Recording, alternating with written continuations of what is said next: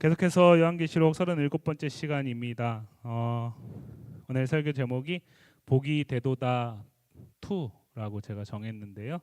우리가 앞서 요한계시록 14장에서 복이 되도다 첫 번째 말씀을 살폈습니다. 그때 복이 된 자들은 어떤 자들이었죠?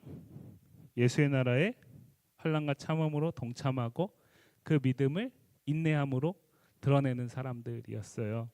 오늘 말씀 속에 보면 역시 또 복이 있도다라는 주님의 선언의 말씀이 기록되어 있는데요. 이 말씀이 오늘 본문의 가장 중심부에 있는 말씀이라고 할 수 있습니다.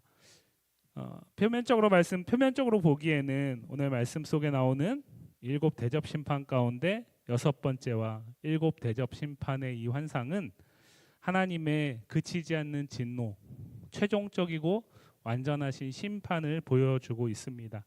그러다 보니까 이 말씀에 우리가 지나치게 마음을 빼앗겨 버리게 되면 정작 이 말씀을 하나님이 누구에게 주시는지, 그리고 이 말씀이 그들에게 왜 주어지는지를 놓쳐버리게 되고 곁길로 빠져나갈 수가 있기 때문에 먼저 오늘 말씀 속에서 우리가 주목해야 할 것은 이러한 환난과 이러한 어려움과 이러한 진노 속에서 하나님께서 복을 선언하신다라는 것이 중요하고, 그 복 있는 자가 어떠한 자인가, 그 부분이 우리가 오늘 말씀을 통해 조금 더 보아야 될 부분이다라는 생각이 듭니다.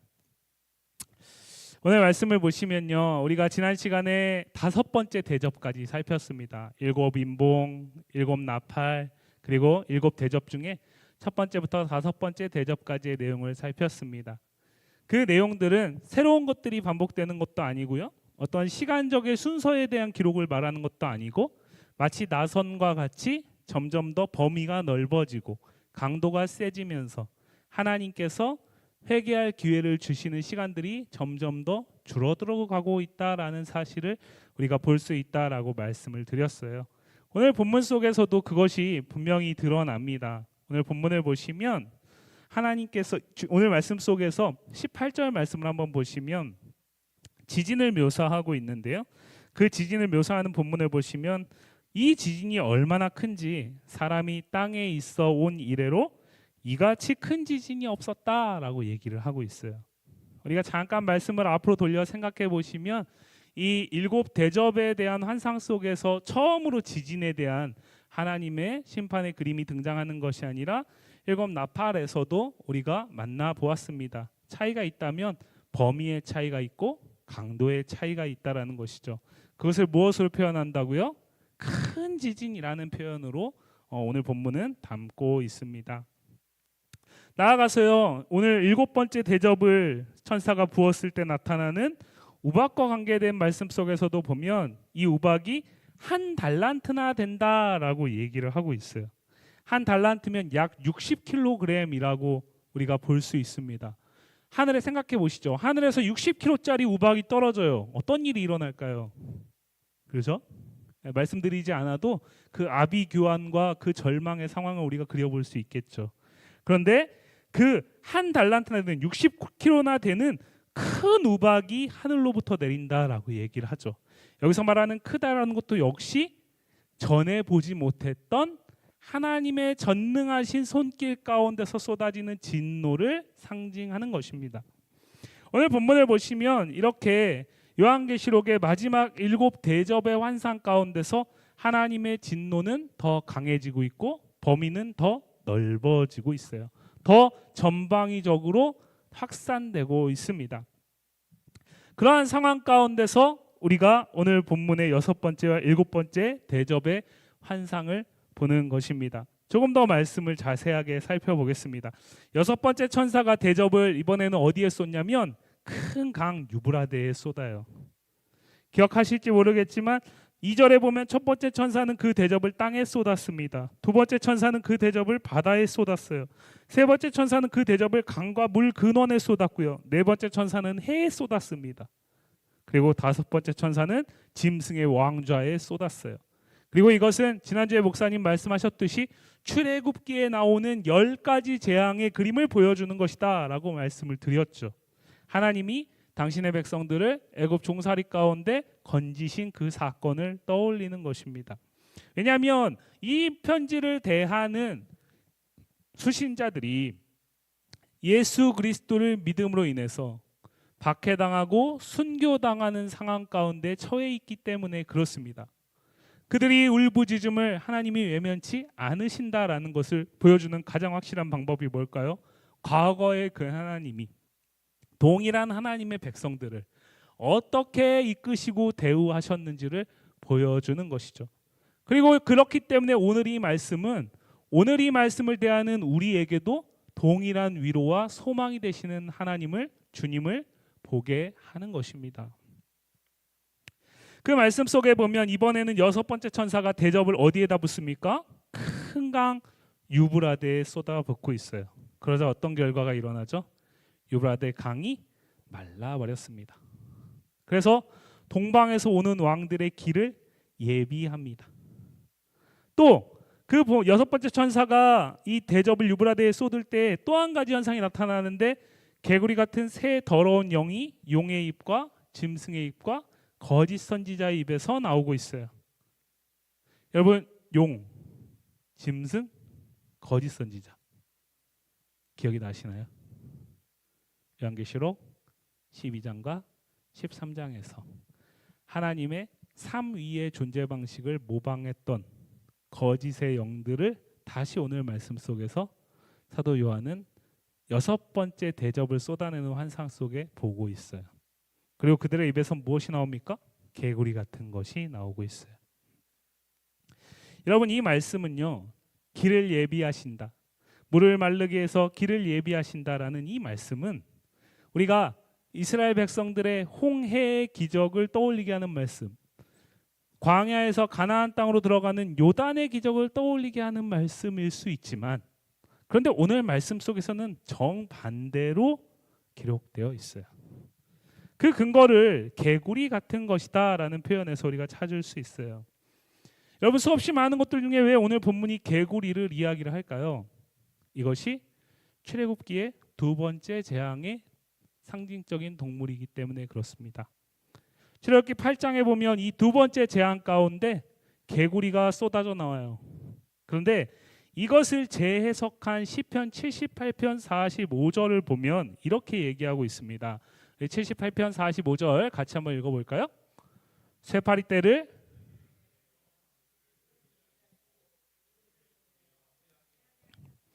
시편 기자가 뭐라고 얘기를 하는 거죠? 하나님께서 하나님의 백성들의 대적들을 심판하시는 도구로서 개구리를 사용하셨다라는 사실을 노래하고 있어요. 출애굽기 8장의 사건을 시편 기자는 이렇게 받아들이고 지금 고백하는 거예요. 대적들을 심판하시는 하나님을 노래하면서 개구리를 보내신 하나님을 말하고 있습니다. 유브라데 강이 말라버리는 것은 그 예비된 길을 따라오는 동방의 왕들에게 하나님이 어떤 선한 일을 드러내시기 위한 것이 아니라 바로 이 개구리 같은 것이 나오는 귀신의 영이라고 대표되어 있는 그들을 통해서 이들이 속임을 당하고 그렇게 한 곳에 모여서 전쟁을 치르기 위한 것이다 라고 말하고 있는 거예요. 여러분, 이 전쟁을 오늘 본문에서는 16절 말씀에 뭐라고 얘기를 하죠? 아마겟돈이라는 곳에 모여서 치르는 전쟁이라고 얘기를 하고 있어요. 여러분, 지금 전쟁이 일어나 있습니다. 그로 인해서 한국 경제가 요동치고 있고요. 여러분들 가운데, 우리 가운데서도 우리의 실생활에 또 불안과 염려를 가중시켜 가고 있어요. 여러분, 그런데 이 아마겟돈이라는 것이 지금 이 시대 속에서 미국이나 이스라엘이 일부 사람들이 이 전쟁을 정당화하는 용어로 사용하고 있습니다. 제가 어렸을 때도 그렇게 가르친 분들 많이 있었어요. 아마겟돈은 중동의 3차 대전을 얘기하는 것이다. 그리고 지금 전쟁이 난 곳이 중동이잖아요.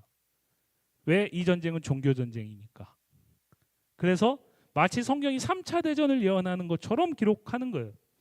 여러분, 그런데 이것은 성경의 기록 역사만 생각해봐도 말이 되지 않아요. 왜냐하면 성경은 1차 대전, 2차 세계대전이 있기 이전에 한참 전에 우리에게 성경 정경으로 주어진 거거든요.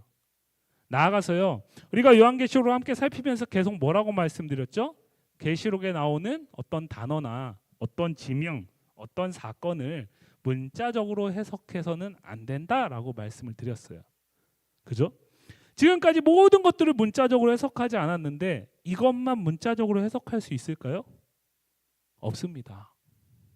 이것은 무엇을 얘기하는 것이냐면 결론부터 말씀드리면 하나님을 대적하는 자들과 하나님이 싸우시겠다라는 거예요. 최종적으로. 그리고 그 장소가 아마겟돈이라는 히브리어로 오늘 본문에 기록되어 있는 거죠. 여러분이 아마겟돈이라는 이 표현, 그런 어떤 문자주의자들만 잘못 해석하는 게 아니에요. 우리가 요한계시록 함께 살피면서 초반에 말씀드렸죠. 지금 한국교회의 토양에서 요한계시록을 우리가 쉽게 접하기 어려운 가장 큰 이유 중에 하나는 무엇이냐면 신천지라는 이단이 요한계시록을 가지고 그 위에 서 있기 때문에 그래요.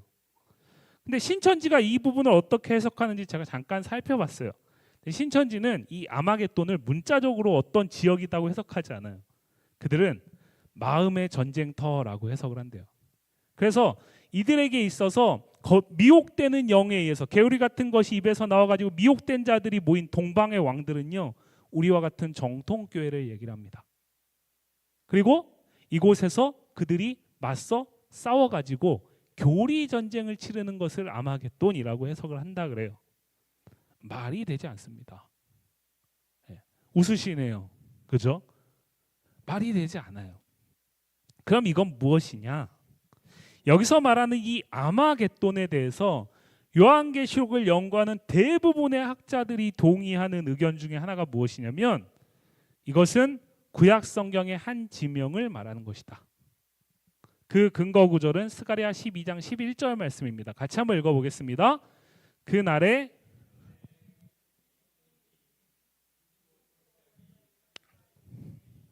애통과 같을 것이라. 아멘. 우리가 요한계시록 살피기 전에 학계 스가랴를 먼저 살피고 넘어왔잖아요.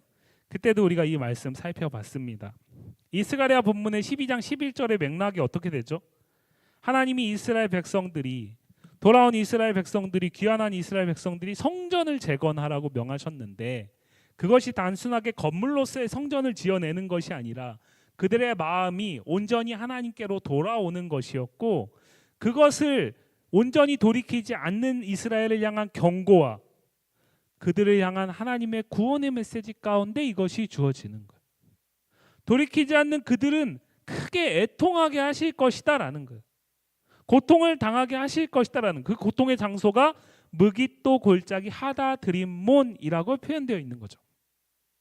그때는 제가 이 말씀을 역대하 35장에 나오는 요시야가 바로 느고와의 전쟁 가운데 나가서 전사했고 그로 인해서 이스라엘 백성들이 애통했던 사건이라고 연관을 지었습니다.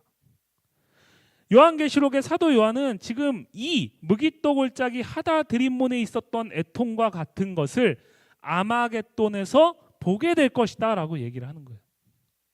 하나님이 당신의 백성들을 구원하시기 위해서 대적들과 맞서 싸우실 때에 그들이 크게 애통할 것이다 라는 거죠. 나아가서요, 이 말씀을 대하는 초대교회 성도들이 예수의 나라의 환난과 참음으로 동참하며 그 길을 걷지 않고 돌이켜 배교하거나 하나님만이 아닌 로마 황제를 숭배하고 우상을 숭배하면서 그들의 길을 바벨론의 방식을 따라 살아갈 때에 그들의 길 가운데 애통을 두시겠다라는 뜻이에요. 이 애통은 하나님이 무자비하거나 하나님이 이유 없는 고통을 안기시는 것이 아닙니다. 우리가 앞서 살폈듯이 이 애통은 돌이킴을 위한 것이에요. 그러나 7 대접에 이르러서는 그때가 이제는 얼마 남지 않았다라는 것을 확인하는 거죠. 이어지는 17절부터 7번째 천사는 대접을 이번에 어디에 쏟습니까? 공중에 쏟고 있어요. 그럴 때 어떤 일이 일어나죠? 큰 음성이 성전에서 보좌로부터 나옵니다. 이 그림은 시내산에서 이스라엘 백성들 출애굽하는 과정 속에서 하나님이 시내산 가운데 임재하신 출애굽기 19장을 연상하게 하는 말씀일 뿐만 아니라 에스겔 40장부터 48장까지에 나오는 성전에서 보좌 앞에서부터 물이 충만하게 흘러서 성전을 가득 채우는 그 그림을 연상하게 하는 거예요. 하나님의 충만하신 임재를 보여주는 것입니다. 그런데 하나님의 백성들에게는 하나님의 충만하신 임재가 구원과 회복으로 드러나요. 그런데 하나님의 대적들에게는요, 하나님의 충만하신 임재는 피할 수 없는 진노로 연결되어 있습니다. 그것을 오늘 19절 말씀을 보시면 큰 성이 세 갈래로 갈라지고 만국의 성들도 무너지니 큰 성 바벨론이 하나님 앞에서 기억하신 바 되었다라는 말씀 속에서 우리가 볼 수 있어요. 제 아무리 큰 성일지라도 이거 역시 규모를 말하는 것이 아닙니다. 우리가 앞에서 봤던 큰 지진, 큰 우박, 하나님의 크심과 연관되어 있다면 큰 성 바벨론은 그 하나님이 아닌 인간이 지어갈 수 있는, 인간이 이루어갈 수 있는 가장 큰, 하나님도 감히 어찌할 수 없는 하나님의 자리를 차지한 것들을 상징합니다. 그 당시에는 로마 황제를 상징하고요. 그 이후에는 성경에 나오는 구약의 바벨론과 같은 방식을 따라 살아가는 모든 삶의 방식들과 가치관들을 말합니다. 제도들을 말합니다. 그들을 향해서 하나님 뭐라고 말씀하시는 거죠? 피할 수 없는 진노가 쏟아질 것이다 라고 얘기를 하는 거예요.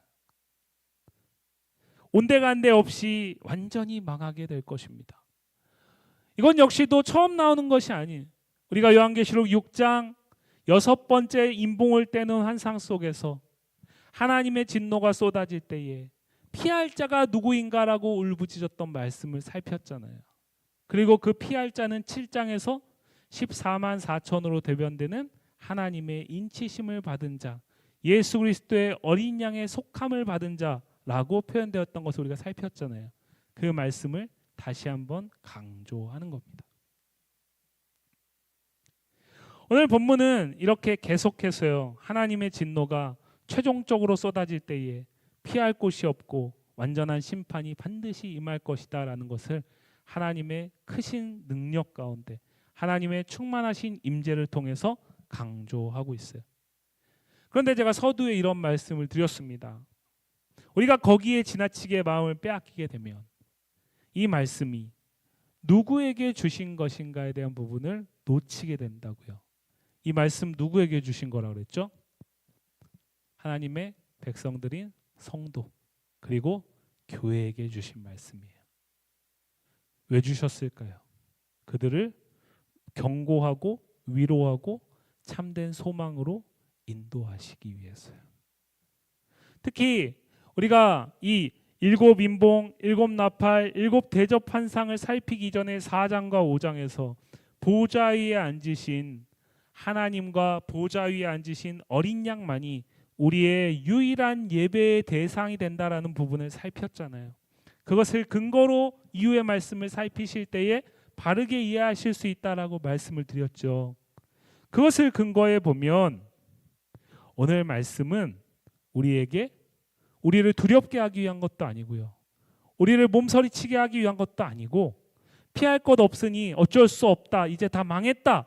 라고 체념하게 하기 위한 것도 아니고 예수 안에 있는 참된 기쁨과 소망을 바라보게 하기 위한 것이라는 사실을 우리 오늘 15절 말씀을 통해 볼 수 있습니다. 성경 말씀 우리 15절 말씀 성경책 보시고요. 한번 같이 읽어보겠습니다. 보라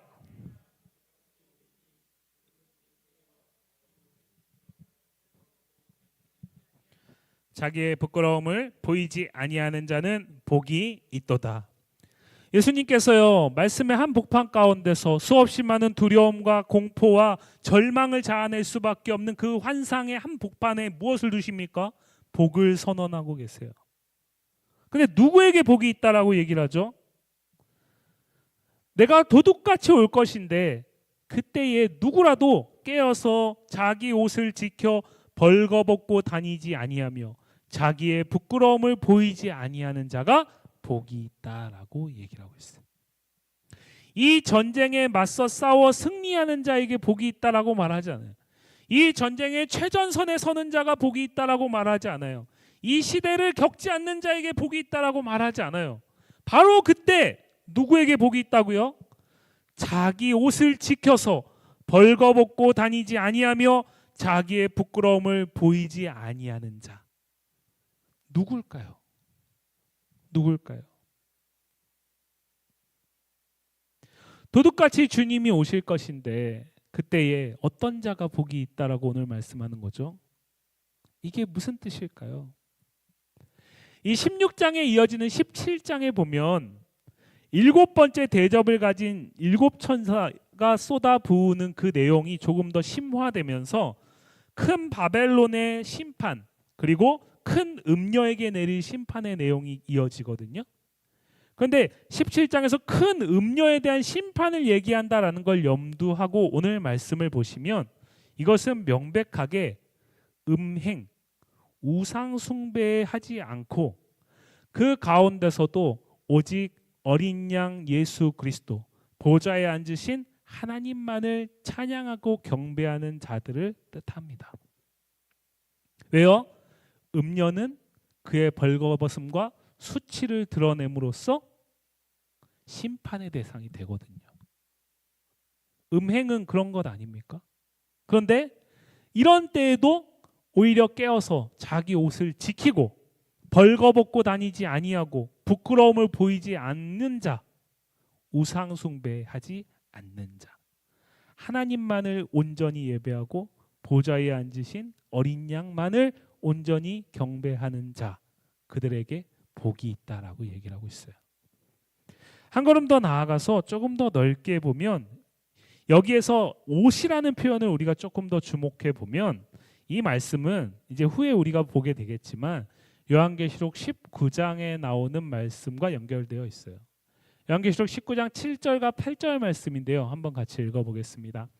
우리가 즐거워하고 크게 기뻐하며 그에게 영광을 돌리세.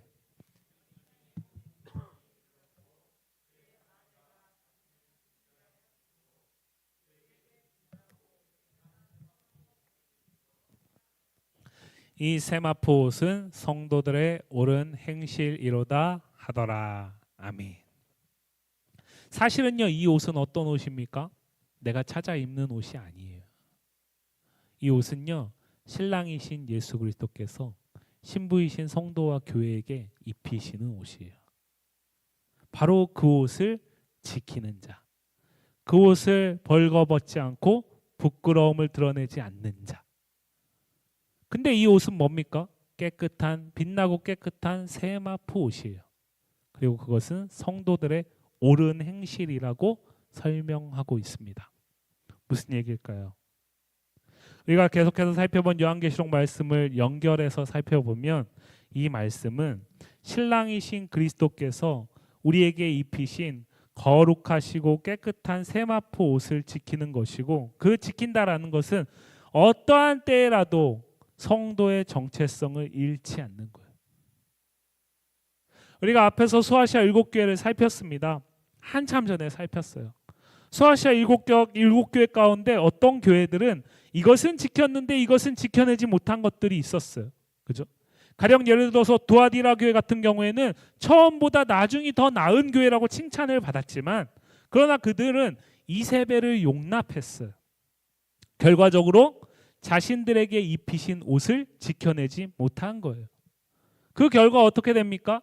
예수 그리스도께서 주의 사자가 그들에게 회개를 촉구하죠. 그리고 돌이키는 자에게는 복을 약속합니다. 소아시아 7교회는 계속 그런 구조로 되어 있잖아요. 에베소 교회, 그들이 진리와 맞서 싸우기 위해서 힘써 그 진리를 지켜냈던 것을 칭찬해요. 그런데 그 과정 속에서 사랑을 잃어버렸다는 것을 책망하죠. 그들이 지켜야 할 옷의 한 측면이 그것이었기 때문에 그렇습니다.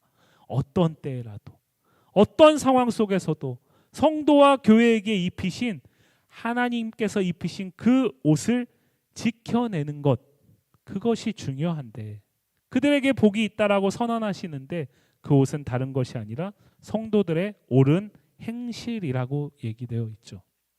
이것은 착한 걸 얘기하는 게 아닙니다. 이것은 법 없이도 사는 걸 얘기하는 게 아니에요. 빌라델비아 교회와 서머낙 교회에게 약속하셨던 그 축복을 생각해 보세요. 이것은 무엇입니까? 적고 연약함 가운데서도 믿음을 지켜내는 빌레르비아 교회, 환난과 고통의 한복판 속에서도 순교를 각오하면서 그 믿음을 참으로 지켜냈던 서머나 교회, 그들이 갔던 그 길이 옳은 행실이에요.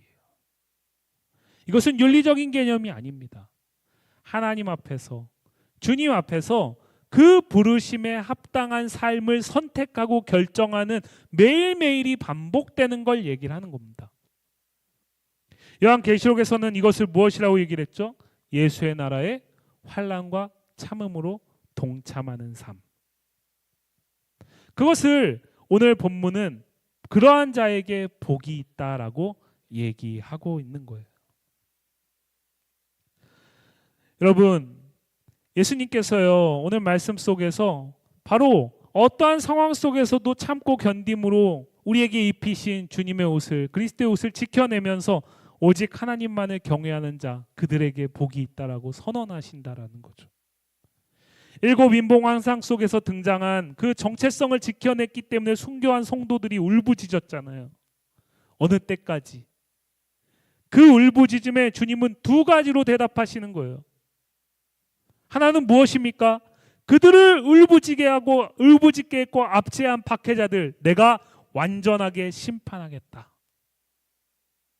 또 하나는 무엇이죠? 그때 반드시 그때가 올 것임을 믿음으로 깨어서 정체성을 잃지 않고 자기 옷, 주님께서 입히신 그 그리스도의 거룩하고 빛나는 세마포 옷을 지켜내는 성도와 교회, 그들은 내가 복이 되게 하겠다라고 말씀하시는 거죠. 그래서 앞서 울부짖었던 그들은 헛된 죽음을 맞은 자들이 아니에요.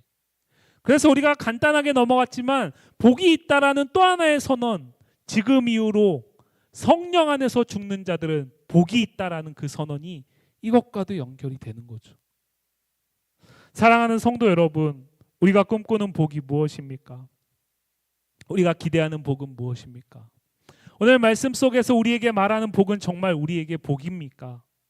오늘 말씀은 우리에게 질문하고 있어요. 많은 사람들은 예수를 믿으면서도요, 하나님의 백성으로 살아가면서도요, 이방의 다른 종교들과 똑같이 내 삶에 좀 더 나음, 내 삶의 영달, 내 가족, 내 자녀, 내 상황, 내 형편의 나음만이 복이라고 여겨요. 그런데 성경은 그 복 하나님이 안 주신다라고 말하지 않지만 하나님이 복이 있다라고 선언하시는 그 복은 그것이 아니라 어느 때라도 주님의 자녀로서의 정체성을 잃지 않고 때로는 그 정체성을 지켜내기 위해서 참음으로 견뎌내면서 주님이 걸어가신 그 길을 매일매일 걸어가는 선택과 결정을 반복해 나가는 것이다라고 말하고 있는 거예요. 여러분, 서두에 말씀드렸던 아마겟돈, 그게 어디인지가 중요한 것이 아닙니다. 그때는, 그리고 그 장소, 사실 이거 장소도 아니죠. 그 전쟁의 때 이미 주님이 이기실 거예요. 십자가에서 이기신 주님께서 이기실 것입니다. 우리가 그 전쟁을 어떻게 치러날 것인가 전략이 중요한 것이 아닙니다. 그때를 측량하는 것이 중요한 게 아니에요. 오늘 말씀은 우리에게 무엇에 관심을 두라고 얘기하고 있죠? 그때가 올 건데, 그때가 올 것을 믿음으로 깨어서 내가 너에게 입힌 빛나고 깨끗한 세마포 옷을 지켜내는 것이 우리에게 주어진 과제라고 말하고 있는 거예요. 여러분, 오늘 우리가 간단히 넘어갔지만 이 말씀 속에서 유브라데의 강을 마르게 하고 그 동방의 왕들을 모으고 거짓의 영들에게 그들을 속이라고 허용하시는 분이 누구시죠? 하나님이세요. 주님이십니다. 그 주권에서 벗어날 이가 아무도 없다라는 거예요. 그 주권이 우리에게 입히신 옷을 지켜내는 것, 그것이 복되다라고 말씀하신다라는 거죠. 하나님만이 보좌에 앉으신 어린 양, 우리 주 예수 그리스도만이 우리의 유일한 왕이십니다. 여러분, 간단히 말씀드리면 신앙생활은요, 예수만을 왕으로 삼고 그 예수를 왕으로 인정하면서 그분께 내 삶을 맡기는 거예요. 우리의 유일한 왕이시며 승리의 보증이 되시는 주님과 함께 믿음으로 오늘을 걸어가며 늘 깨어서 예수의 나라를 이루고 살고 나누어 감으로써 참된 복이 있다라는 그 선언이 우리에게 기쁨과 소망이 되기를 주님의 이름으로 간절히 축원합니다.